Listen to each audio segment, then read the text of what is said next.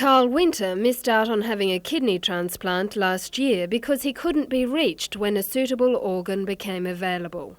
I was away helping a friend lay some brick, or his son's laid some bricks around a swimming pool, and I didn't tell anyone where I was going, and so they couldn't find me.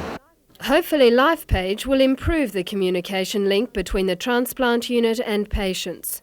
36 pages were today donated to the John Hunter Hospital's transplant unit by Link and NEC Telecommunications. It'll make it a lot easier because you haven't got to worry about letting the hospital know or the doctors know where you're going.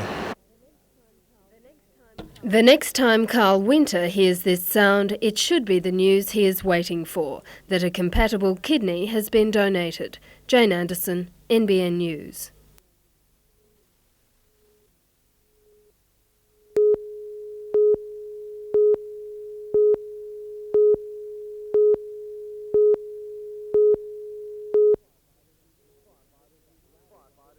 Firefighters used ladders to get to the heart of the blaze, where it was spreading between the ceiling and the asbestos roof, threatening to bring down the entire structure. Strong westerly winds fanned the blaze and hampered efforts by firefighters to apply water on the seat of the flames. The fire was first reported by art students on an excursion from Newcastle College of TAFE.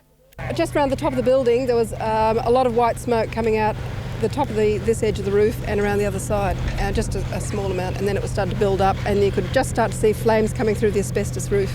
The students were planning a quiet afternoon, sketching some of the fading grandeur of Carrington. Instead, they were witness to a more dramatic subject. Firefighters say the blaze was almost certainly the work of vandals. There was some person seen leaving the building some time ago. And we haven't confirmed that, but it does appear that 2 or 3 people were seen shortly prior to the fire. The pump house is the property of the Maritime Services Board and dates back to 1870. It's a heritage-listed building and a rare example of Victorian industrial architecture. Its future was being considered in the MSB's relocation program. A fire brigade spokesman said there was little left inside the building, which reduced the risk of flames spreading from the ceiling.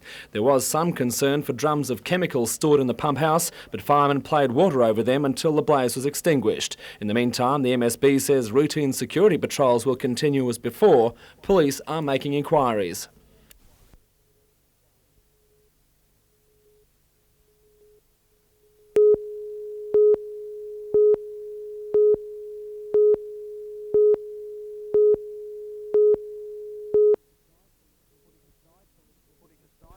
Putting aside political differences, the heads of 5 tickets for Saturday's Newcastle Council election met with the Hunter Region Community Forum today to pledge their support for more open government.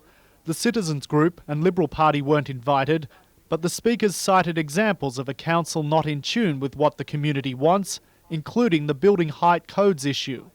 Last night, the council adopted a 45-metre height limit for buildings in the civic precinct, except those in a 100-metre circumference around City Hall. They've been restricted to 30 metres. The 45-metre limit is 9 metres above the maximum stated in the ALP's policy for the election. Alderman McNaughton sees no problem with the Labor alderman defying their policy and voting for the new height code. I don't think there's a conflict. We've maintained that. The policy is for the 45 metres west of Auckland Street, and that's exactly what we're talking about. But Greg Hees, who heads the ALP's aldermanic ticket for Saturday, disagrees. This is going to be a problem for us, and I think that we'll obviously have to review that decision in the new council. Other buildings in the city will become uneconomic because you're basically allowing a new set of rules.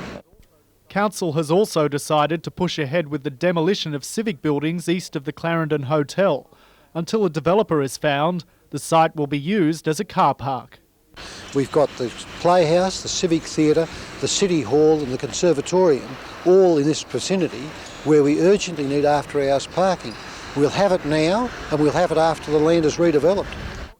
But Rose Cogger from the Community Independents has slammed the council's demolition decision. The car park doesn't create jobs. Recycling the buildings will create jobs in the building trades section, and then that will flow on through commercial and professional offices being built there.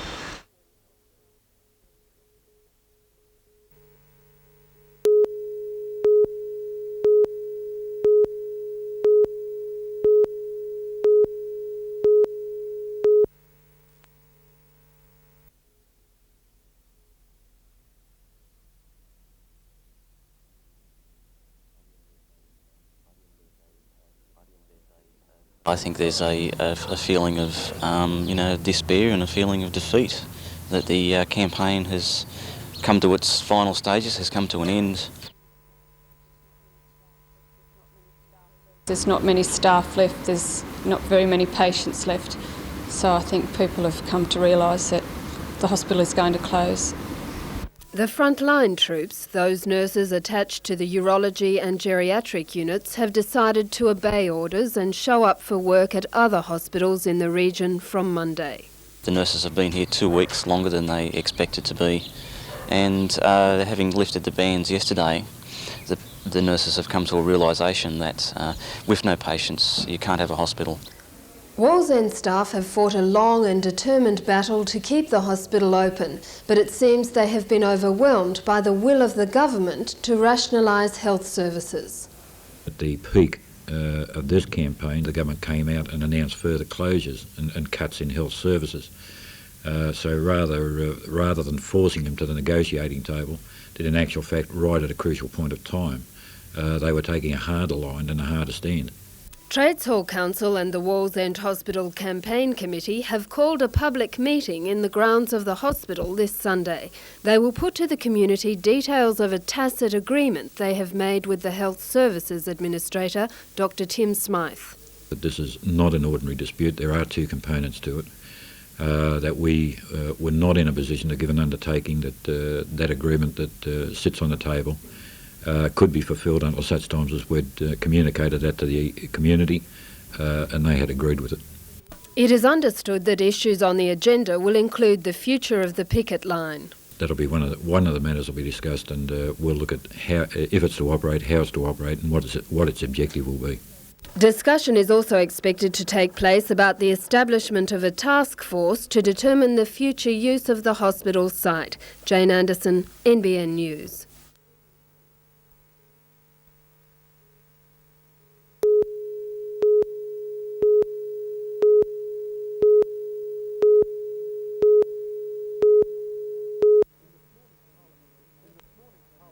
In this morning's parliamentary session, Attorney-General Collins was asked if he was aware of community concerns about the future of the Hunters helicopter service. Mr Collins was also asked if he'd received advice from the Crown Law Office on the matter. The Attorney-General said he'd been advised by the Crown Solicitor that with the funds raised by the community for the service, a trust had been created. With the mortgaging of the Angel One chopper for $3.25 million, it's alleged that this trust was breached. Mr Collins said the opinion of the Crown Law Office called for his urgent intervention in the matter. He told Parliament, "I have therefore approved legal action to be taken by the Crown Solicitor to seek a declaration that the assets of the Hunter Region Helicopter Rescue Service are impressed with a charitable trust." The Attorney-General also said there'd been a request for the expedition of a Chief Secretary's Department investigation into the service's alleged breaches of the Charities Collections Act. According to John Skeen, the sacked marketing manager of the service, the question in Parliament came about as a result of a meeting in Sydney earlier this week. He says a delegation of concerned Newcastle citizens met with both government and opposition MPs to put its case for local control of the Hunter Region Rescue Helicopter Service. Alderman Don Geddes, who's been pushing for the return of the service's control to the Hunter, is pleased the Attorney-General has intervened in the 5-week-old furore. We've asked for this intervention, we've now got the intervention, and what we're doing is placing the community in a situation where they can at last be given the opportunity to control their own helicopter. Scott Derwin, the chairman of the Hunter Services Board, has also welcomed the intervention, saying the legal action will show the Hunter's assets have not been taken over by Sydney. But he's concerned by the Attorney-General's comments that $800,000 of locally raised funds have already been transferred to Sydney. The $800,000 and that was put into an account with Westpac at Civic Centre branch, and that money is still there today. There's been no question of that money having been transferred. Mr Derwin has also announced a restructuring of the regional board with 3 new members. All 5 board members are now Hunter residents. But Alderman Geddes has rejected the restructuring and has called for the removal of the board, saying it has lost community confidence. Scott Bevan, NBN News.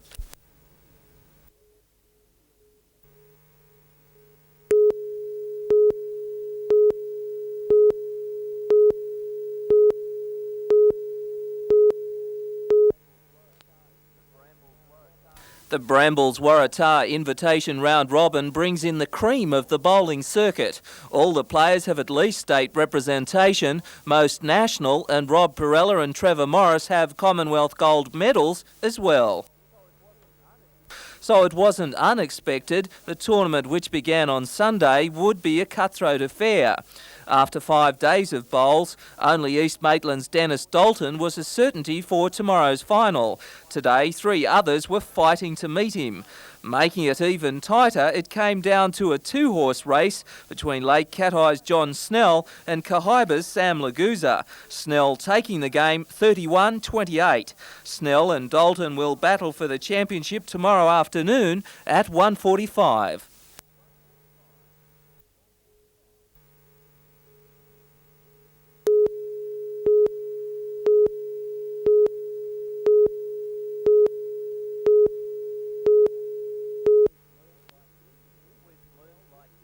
With blooms like this, it's easy to tell which season we're in. This year's Australian Springtime Flora Festival has displays from nurseries, landscapers, garden societies and associated industries. 50,000 people are expected to Mount Penang to enjoy a day in somebody else's garden, no doubt going home to their own backyard green with envy. The festival finishes on Sunday.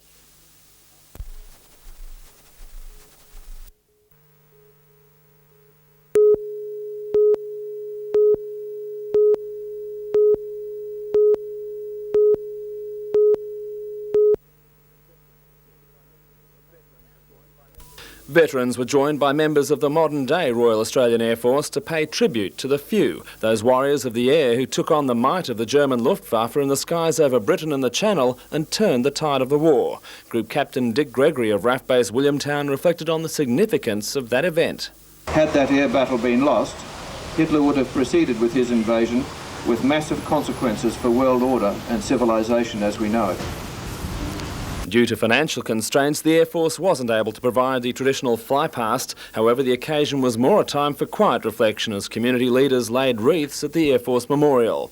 Even after more than 50 years, memories of that terrible time still stir profound emotions. It brings back that many memories, you know, of people you served with and not here today, and some have passed on, some of you crashed, but still bring back those vivid memories.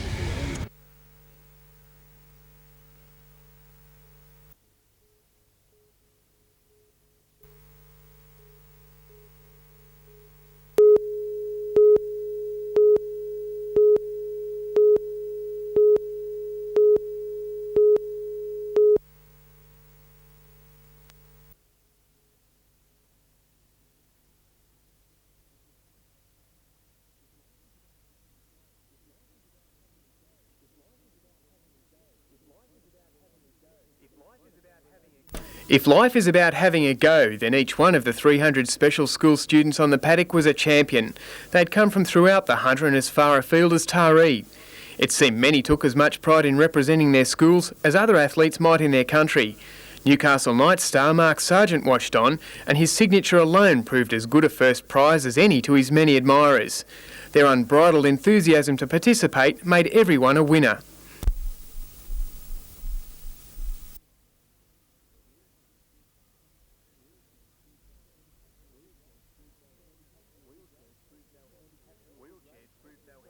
Wheelchairs proved no handicap to a good race, self-propelled, or with a helping hand, and there were a few thrills and spills as well.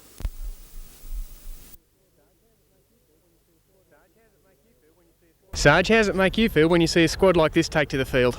Well, mate, it puts a bit of a lump in your throat, but you know, the kids are here to have a good day, and I've been watching them in a few of the races over there, and they're certainly enjoying themselves. So it's great to see them get out, and it's a credit to the people that organise the event. A squad of 14 will be chosen to represent the area at the State Carnival to be held at Myuna Bay this November. But going on today's performances, it's hard to imagine how the taste of victory could be any sweeter.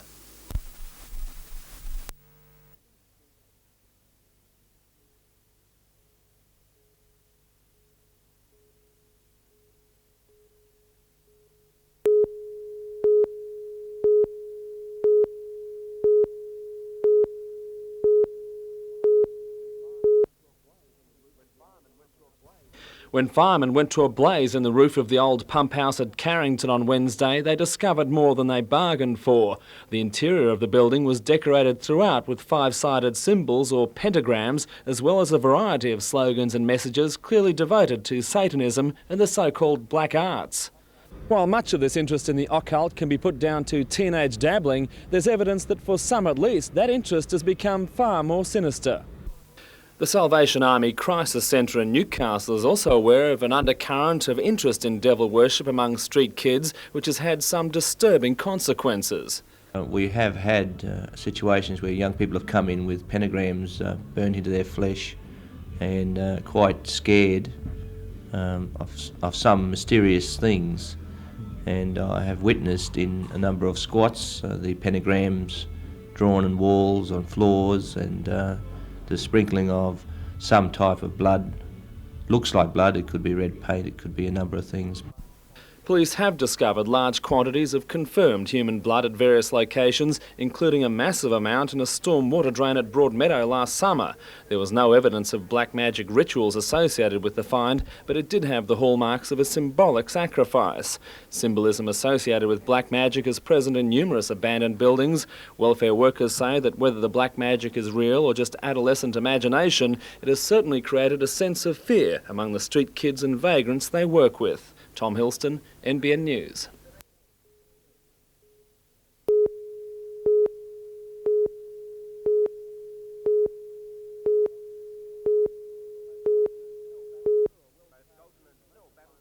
Both Dalton and Snell battled through a world-class field to make the final, and each seemed a little nervous to begin with line and length a bit hard to pin down. The green was running at 16 seconds, and the cross breeze made bowling difficult, and it was Snell who grabbed the early advantage from Dalton.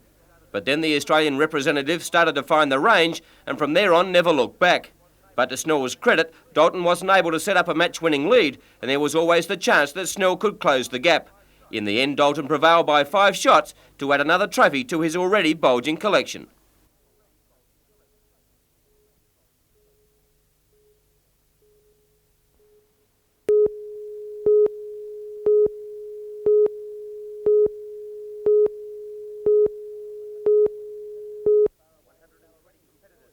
"120 competitors from as far away as Ballarat in Victoria, Gunnedah in the west of New South Wales and other various centres in the state slugged it out in 19 different divisions. The Hunter Valley titles are semi-contact taekwondo, but with fighters willing to impress the judges, in a lot of cases, semi became full contact, with the odd blood nose to show for their trouble. Juniors displayed tremendous skills in the under-12 division, with technique the prerequisite, and coaches were on hand to pass on their knowledge to the youngsters as the bouts took place. The ladies were as willing as their male counterparts, none of them taking a backward step. The championships have continued to grow, and according to organisers, the standard has again been lifted by more intense training and competitions such as this.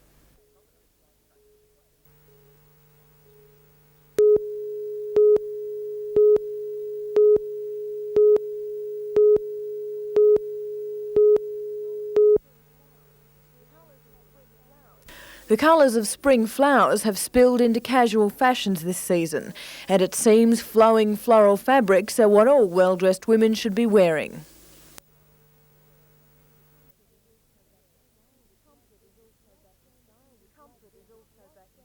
Comfort is also back in style with light breezy culottes and easy-fitting blouses.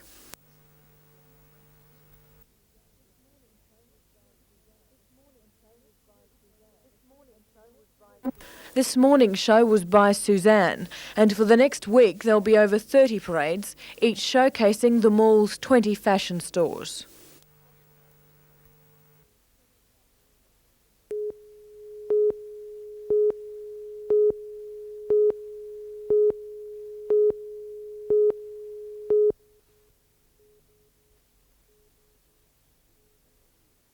As the winds roared in from the northwest, the city of Newcastle was engulfed by a choking dust cloud. The storm originated in western New South Wales before ripping through the Cessnock and Dungog districts. The grit flew through Newcastle and was carried kilometres out to sea, cutting visibility by 50%. The Nobby's signal station recorded gusts of up to 120 kilometres per hour. Conditions on the water were treacherous as the gale whipped up the Whitecaps. On Lake Macquarie, several yachts broke free from their moorings but were quickly recovered.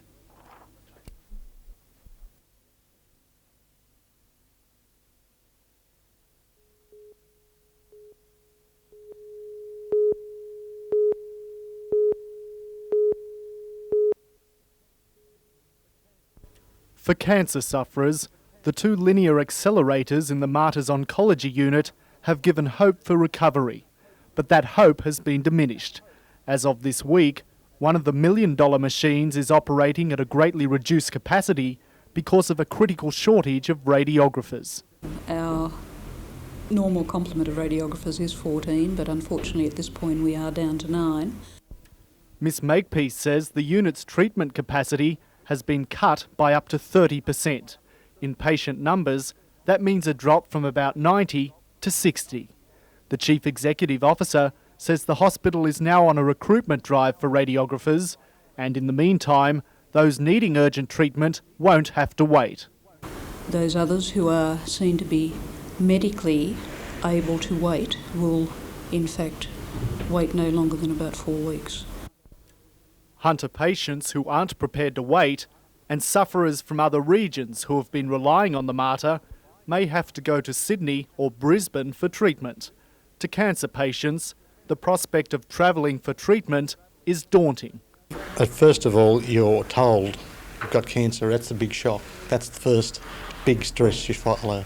Then you find out now that we've got to go to Sydney to be treated. I mean, which one breaks the camel's back? Mr Burns is a member of several cancer patient support groups, including Make Today Count. He has no doubt the result of the diminished service will be tragic. But a lot of people won't survive that sort of trauma. Scott Bevan, NBN News.